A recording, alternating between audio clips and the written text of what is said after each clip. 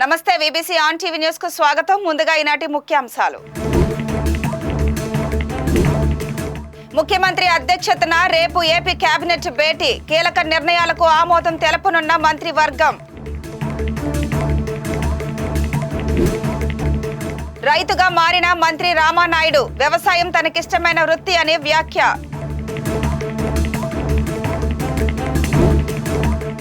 కోనసీమలో ముగిసిన సంక్రాంతి వేడుకలు. వైభవంగా జరిగిన జగ్గన్న తోట ప్రబల తీర్థం.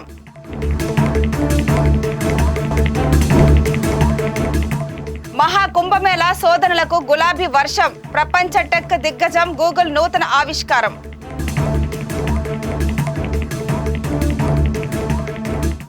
ముఖ్యమంత్రి చంద్రబాబు అధ్యక్షతన ఈ నెల 17న కేబినెట్ భేటీ జరగనుంది. ఉదయం 11 గంటలకు మొదలయ్యే ఈ సమావేశంలో కీలక నిర్ణయాలకు ఆమోదం తెలపనున్నారు. కేబినెట్ సమావేశంలో ప్రధానంగా మహిళలకు ఉచిత బస్సు ప్రయాణం పథకంపై చర్చించనున్నారు. దీంతో పాటు పలు సంక్షేమ పథకాలపై కేబినెట్ భేటీలో చర్చ జరగనుంది. తెలంగాణ ప్రభుత్వం బనకచెర్ల ప్రాజెక్టుపై అభ్యంతరాలు వ్యక్తం చేస్తున్న నేపథ్యంలో ఆ అంశాన్ని కూడా కేబినెట్ చర్చిస్తుంది. రైతు భరోసా హామీలు, పలు కంపెనీలకు భూముల కేటాయింపులు, వైన్ షాపుల్లో 10%, గీత కార్మికులకు కేటాయించడం తదితర అంశాలపై కూడా చర్చకు రానున్నట్టు తెలుస్తోంది.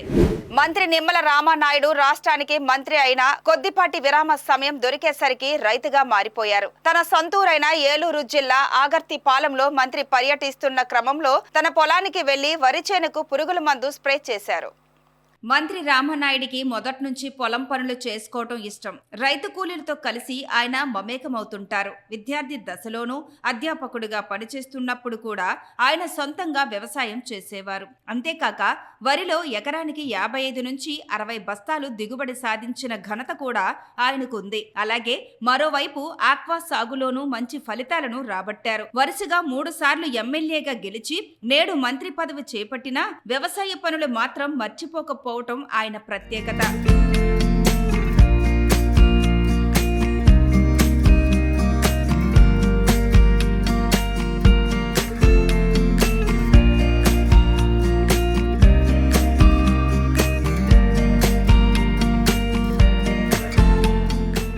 ఈ సందర్భంగా మంత్రి మాట్లాడుతూ వ్యవసాయం అంటే తనకెంతో ఇష్టమన్నారు.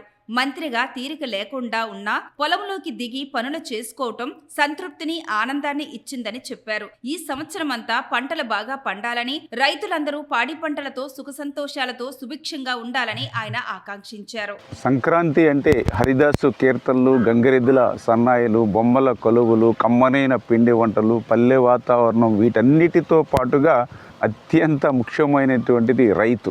ఆ రైతు పంటలను పండించి ఆ సంక్రాంతి కల్లా మరి ఆ ఇంటి దగ్గర ధాన్యం రాసులతో కలకల్లాడేటువంటి పరిస్థితి మనందరం కూడా పల్లెల్లో చూస్తూ ఉంటాం. అటువంటి సంక్రాంతి పర్వదినాన మరి నా సొంత పొలంలో మా సొంత మనుషులతో కలిసి ఆ పంట పొలాలలో పని చేయడం నాకు చాలా సంతోషాన్ని, చాలా తృప్తినిచ్చింది. ఈ సంవత్సరం అంతా కూడా పంటలు బాగా పండి పాడి పంటలతో ఆయురారోగ్య ఐశ్వర్య ఆనందోత్సాహాలతో ప్రజలందరూ కూడా ఉండాలని మనస్ఫూర్తిగా పంట చేను మీద ఉండి మరి కోరుకుంటూ ఉన్నా. కోనసీమ జిల్లా జగ్గన్న తోట ప్రబల తీర్థం ఆధ్యాత్మిక శోభను సంతరించుకుంది. సంక్రాంతి పురస్కరించుకొని కనుమ పండుగ రోజు జిల్లాలోని అంబాజీపేట మండలం ముసలపల్లి గ్రామంలో నిర్వహించే జగ్గన్న తోట ప్రబల తీర్థానికి వేలాది మంది భక్తులు తరలివచ్చి ఏకాదశ రుద్రులను దర్శించుకొని తీర్థాన్ని తిలకించారు. 400 సంవత్సరాలు పైబడి చరిత్ర కలిగిన ఈ ప్రబల ఉత్సవానికి చాలా ప్రాముఖ్యత ఉందని, ప్రతి ఏటా ఈ ప్రబల ఉత్సవాలను తిలకించేందుకు ఇతర రాష్ట్రాల నుండి, దేశ విదేశాల నుండి సైతం ప్రజలు తరలివస్తుంటారని నిర్వాహకులు చెబుతున్నారు.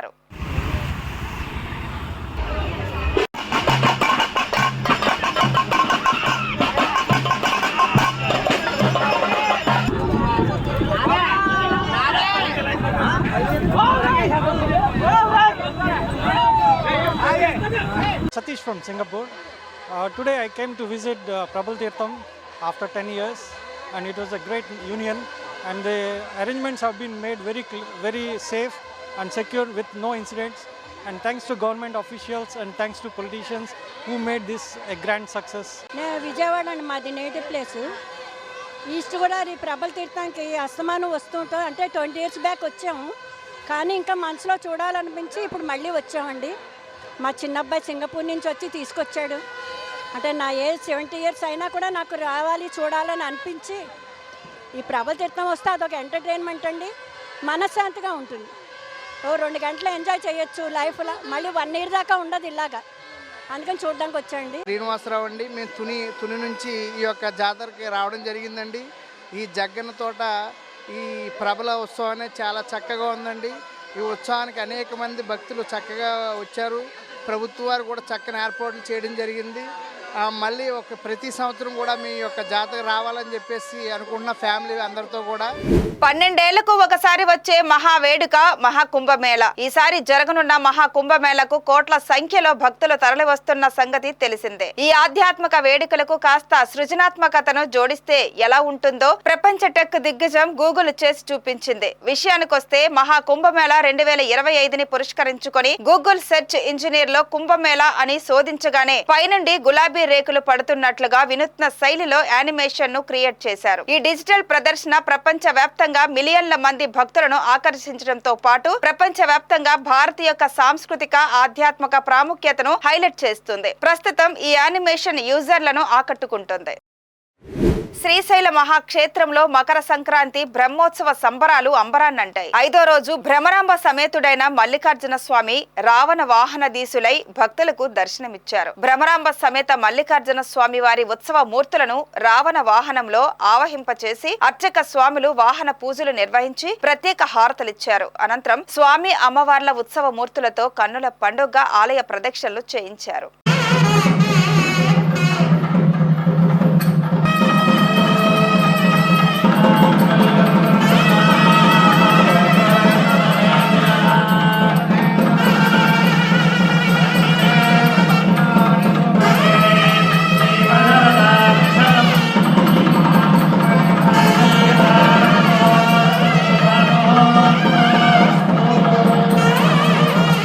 పల్నాడు జిల్లా మాచర్ల మున్సిపల్ ఎన్నికల సమయంలో బుద్ధ వెంకన్న బొండా ఉమాపై దాడి జరిగిన ఘటనకు సంబంధించి బుద్ధ వెంకన్న పల్నాడు ఎస్పీని కలిశారు. మాచర్ల మున్సిపల్ ఎన్నికల సమయంలో నామినేషన్లు వేయనివ్వకుండా వైసీపీ శ్రేణులు అడ్డుకుంటున్న క్రమంలో పోలీసులకు ఫిర్యాదు చేయడానికి తాను బొండా ఉమా మాచర్ల వెళ్లామని ఎస్పీకి చెప్పారు. ఆ సందర్భంగా తురక కిషోర్ అనే వ్యక్తి తమ ఇద్దరిని చంపేందుకు ముందు వచ్చాడని, అతని చేత దాడి చేయించింది పిన్నెల్లి సోదరులే అని చెప్పారు. మాచర్ల మున్సిపల్ ఎన్నికల సందర్భంగా మాచర్లకి నేను ఆ రోజు ఎమ్మెల్సీగా ఉన్నాను, అలాగే మాజీ ఎమ్మెల్యే ఆ రోజు మాజీ ఎమ్మెల్యే బోండా ఉమామహేశ్వరరావు ఇద్దరం కలిపి అక్కడ నామినేషన్లు వేయకుండా వైసీపీ వాళ్ళు అడ్డుకుంటున్నారంటే చంద్రబాబు నాయుడు గారి సూచనల మేరకు మేము పోలీస్ స్టేషన్లో కేసు పెట్టడానికి మాత్రమే వెళ్ళాం. అక్కడ ధర్నా చేయడానికో లేదా ఇంకోటి చేయడానికో ఒక ఊరు నుంచి ఇంకో చోటకు వచ్చినప్పుడు ఆ ఊరోళ్ళు గౌరవించడం ధర్మం. కానీ ఈ పిన్నెల రామకృష్ణారెడ్డి వాళ్ళ తమ్ముడు వెంకటరామరెడ్డి ఒక వేలంపాట పెట్టాడు. ఆ వచ్చినటువంటి వ్యక్తుల్ని చంపేస్తే రాష్ట్రం మొత్తం కూడా మాచర్ల నియోజకవర్గం అంటే ఒక క్రేజ్ వస్తుంది, మాకు క్రేజ్ వస్తుంది, మేము సంపాదించినటువంటి 1000 కోట్లు కాకుండా ఇంకా సంపాదించుకోవచ్చు, మీ అందరినీ సెటిల్ చేస్తాను, మీలో ఎవరో దీని మీద వెళ్ళి వాళ్ళని చంపుతారని ఒక వేలంపాట మాదిరిగా మొత్తాన్ని కూడబెట్టుకొని చెబితే అందులో ఈ తురకా కిషోర్ అన్నవాడు నేను చేస్తాను ఈ పని అని ముందుకొచ్చి ఆ రోజు ఆ ఎదురు బొంగతో నన్ను ఇక్కడ కొడుతుంటే మా నాయకుడు ఇచ్చిన ధైర్యంతో మేము కూడా ధైర్యంగా దాన్ని ఎదుర్కొన్నాము. సరే, ఏదైనా ఆ రోజు దేవుడి దయ వల్ల మా నాయకుడి ఆశీస్సులతో మేము బయటపడ్డాం.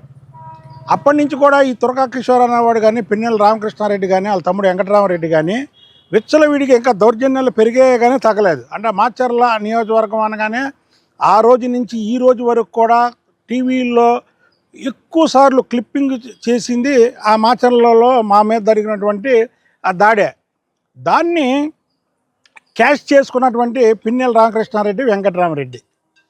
ఇప్పుడు ఈ కేసులో తురకా కిషోర్ అనే వ్యక్తి దాడిలో పాల్గొన్నాడు. ఇది దాడి చేయించింది పిన్నెల రామకృష్ణారెడ్డి, పిన్నెల వెంకటరామరెడ్డి. ఈ వీళ్ళిద్దరి మీద కూడా కేసు ఫైల్ చేయాలని ఆ రోజు వాళ్ళ ప్రభుత్వం కాబట్టి మేము ఎన్ని చెప్పినా ఏం చేయాల. ఇప్పుడు ఇక్కడికి వచ్చినటువంటి కంచి శ్రీనివాసరావు గారు మాకు విజయవాడలో ఏసీపీ చేశారు. చాలా నిజాయితీపరుడు, నేను మీకు చెప్తున్నాను, నిజాయితీగా ఉంటాడు. పార్టీలకు అతీతంగా పనిచేస్తాడు, లా అండ్ ఆర్డర్ని కంట్రోల్ చేస్తాడు. ఇవాళ తురకా కిషోర్ అనే వ్యక్తిని అరెస్ట్ చేయడంలో మరి ఈ ఎస్పీ గారిది కీలక పాత్ర. ఆయనకి నిజంగా నేను ధన్యవాదాలు తెలుపుకుంటున్నా. ఇవాళ పండగ పూట కూడా ఆయనకి ధన్యవాదాలు తెలుపుకుంటున్నా. ఈ కేసు ఇప్పుడు ముఖ్యంగా పిన్నెల రామకృష్ణారెడ్డి, వెంకటరామరెడ్డి దీంట్లోంచి తప్పించుకోవాలని హైకోర్టులో ముందస్తు బెయిల్కి వేశారు. నేను ఏదో టీవీలో చూసా. పిన్నెల రామకృష్ణారెడ్డికి మీడియా ద్వారా తమ్ముడికి ఒకటే చెప్తున్నా, మీరు ఆశా మాషేవాడి జోలికి వెళ్ళా, బుద్ధా వెంకన్న జోలికి వచ్చారు. మీరు మిమ్మల్ని వదిలిపెట్టడం అనేది సమస్య లేదు. అంటే వదిలిపెట్టడం అంటే మిమ్మల్ని చంపేస్తామో పొడి చేస్తామో అని కాదు.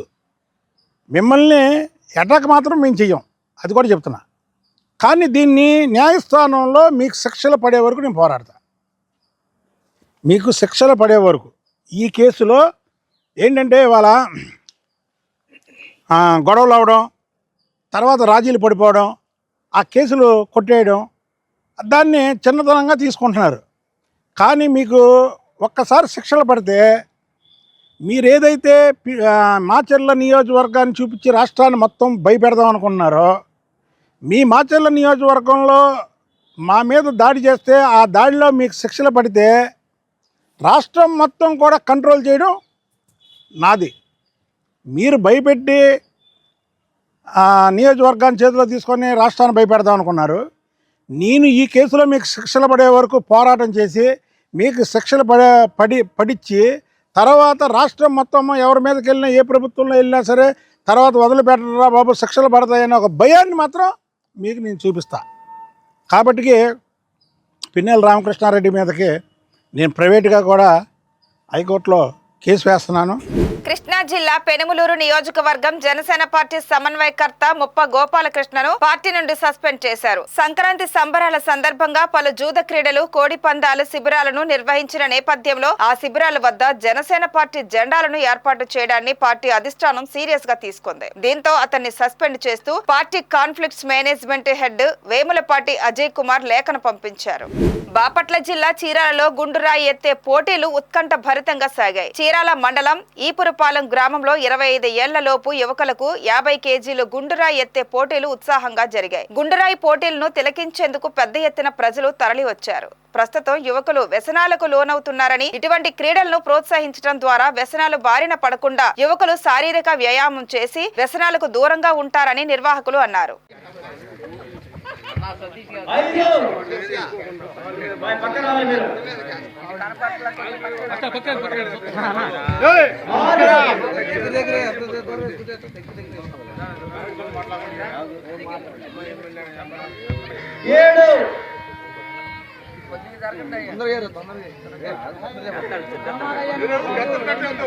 పాయకరావుపేట నియోజకవర్గం ఎస్ రాయవరం మండలం రేవు పోలవరం సముద్ర తీరం వద్ద సముద్రంలో మునిగి 2 మృతి చెందారు. మృతి చెందిన 2లో ఒకరి మృతదేహం రేవు పోలవరం తీరం వద్ద ఒడ్డుకు చేరుకోగా మరొక మృతదేహం నక్కపల్లి మండలం తేనర్ల తీరం వద్ద ఒడ్డుకు చేరింది. ఈ ఘటనతో మృతుల కుటుంబాల్లో తీవ్ర విచారం నెలకొంది. ఎస్ రాయవరం పోలీసులు కేసు నమోదు చేసి దర్యాప్తు చేస్తున్నారు.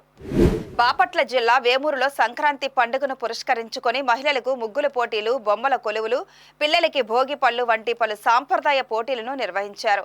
ఆయా కార్యక్రమాలకు మహిళలు పెద్ద ఎత్తున పాల్గొన్నారు. పోటీలలో ప్రతిభ చూపిన మహిళలకు ప్రోత్సాహక బహుమతులు అందజేశారు. బహుమతుల పంపిణీ కార్యక్రమానికి ముఖ్య అతిథిగా మాజీ మంత్రి వేమూరు ఎమ్మెల్యే నక్కా ఆనందబాబు హాజరయ్యారు. సంక్రాంతి పండుగ తెలుగు సంస్కృతి సాంప్రదాయాలకు ప్రతీక అని అన్నారు. కూటమి ప్రభుత్వం అధికారంలోకి వచ్చిన తర్వాత వేమూరు నియోజకవర్గంలో 12 కోట్ల రూపాయలతో అభివృద్ధి పనులు మొదలయ్యాయన్నారు. వందే భారత రైలుకు ప్రయాణికుల డిమాండ్. సంక్రాంతి పండుగ రద్దీ నేపథ్యంలో అదనంగా 4 కోచ్లు ఏర్పాటు చేయడం పట్ల ప్రయాణికులు హర్షం వ్యక్తం చేస్తున్నారు. ప్రస్తుతం విశాఖ నుంచి వివిధ ప్రాంతాలకు 3 వందే భారత రైలు తిరుగుతున్నాయి. ఆంధ్ర యూనివర్సిటీలో అన్యాక్రాంతమవుతున్న భూములను పరిరక్షించాలని, ఆక్రమణకు గురవుతున్న భూములను కాపాడాలని SC, ST, BC, minority alumni welfare association society అధ్యక్షుడు ఆచార్య కోటి జాన్ డిమాండ్ చేశారు. ఈ మేరకు వివిధ సమస్యలకు పరిష్కారం కోరుతూ ఏయూ రెక్టర్ ఆచార్య కిషోర్ బాబుకు వినతి పత్రం సమర్పించారు. గుర్రంకొండ మండలం చెర్లోపల్లి క్రాస్ వద్ద స్నేహితులతో సరదాగా ఈతకు వెళ్లిన ఓ బీటెక్ విద్యార్థి మృత్యువాత పడ్డాడు. కలకడ మండలం గుడిబండ గ్రామం సొక్కన చిన్నవారిపల్లికి చెందిన సూర్యలత కుమారుడు వెంకటరత్నం క్వారీలో పడి మరణించాడు. దీంతో కలకడ మండలంలో విషాదం నెలకొంది. 2 రోజులుగా మృతదేహం కోసం క్వారీలో గజ ఈతగాళ్లు గాలింపు చర్యలు చేపడుతున్నారు. కానీ మృతదేహం జాడ తెలియరాలేదు. కాగా మృతుడు వెంకటరత్నం గత 2 ఏళ్లుగా లండన్ లో చదువుకుంటూ ప్రైవేట్ ఉద్యోగం చేసుకుంటున్నాడు. ఈ నెల 25న లండన్ కు తిరిగి వెళ్లేందుకు టికెట్ బుక్ చేసుకున్నాడు. మంచు మనోజ్ అనుచరులు పళని వినాయక మోహన్ బాబు యూనివర్సిటీ సిబ్బంది హేమాద్రి నాయుడు కిరణ్లపై చంద్రగిరి పోలీస్ స్టేషన్ లో ఫిర్యాదు చేశారు. అనంతరం మంచు మనోజ్ పోలీస్ స్టేషన్ వెలుపల పలు విషయాలను వెల్లడించారు. ఈ సందర్భంగా మనోజ్ మాట్లాడుతూ తన కుటుంబంలో జరుగుతున్న ఘటనలు బాధాకరమని అన్నారు. ఏవైనా సమస్యలు ఉంటే తనతో మాట్లాడాలని, అంతేకాని తన వారి వాహనాల్లో చక్కెర పోయటం, కట్టిన బ్యానర్లు తొలగించడం ఏమిటని ప్రశ్నించారు. తను ఎక్కడికి పారిపోలేదని చెప్పారు. పండగకు ఇంటికి వస్తే గేట్లు వేశారు. తాత, అమ్మమ్మ సమాధులకు నివాళులు అర్పించేందుకు వెళితే అడ్డుకున్నారని ఆయన వాపోయారు.